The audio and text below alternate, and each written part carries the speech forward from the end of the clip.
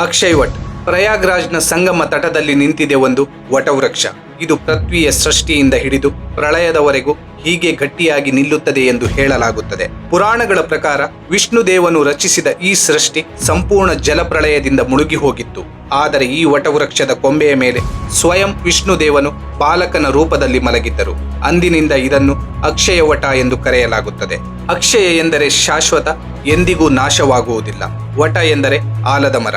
ಇತಿಹಾಸಗಳ ಪ್ರಕಾರ ಸಾಮ್ರಾಟ ಅಕ್ಬರನು ಪ್ರಯಾಗ್ರಾಜ್ನಲ್ಲಿ ಕೋಟೆಯನ್ನು ಕಟ್ಟುವಾಗ ಈ ಅಕ್ಷಯ ವಟವನ್ನು ಸಂಪೂರ್ಣ ಸುರಕ್ಷಿತವಾಗಿಡಲು ತಮ್ಮ ಕೋಟೆಯ ಗೋಡೆಗಳ ಒಳಗೆ ಇರಿಸಿಕೊಳ್ಳುತ್ತಾರೆ.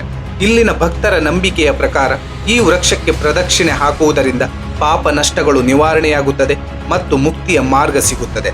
1000 ವರ್ಷಗಳು ಕಳೆದರೂ ಎಷ್ಟೋ ಸಾಮ್ರಾಜ್ಯಗಳು ಎದ್ದರು ಬಿದ್ದರು. ಈ ಅಕ್ಷಯವಟ್ ಒಂದು ನಂಬಿಕೆಯಾಗಿ, ಐತಿಹಾಸಿಕ ಮತ್ತು ರಹಸ್ಯಮಯವಾದಂತಹ ಒಂದು ಜೀವಂತ ಸಾಕ್ಷಿಯಾಗಿ ಇಂದಿಗೂ ಗಟ್ಟಿಯಾಗಿ ನಿಂತಿದೆ.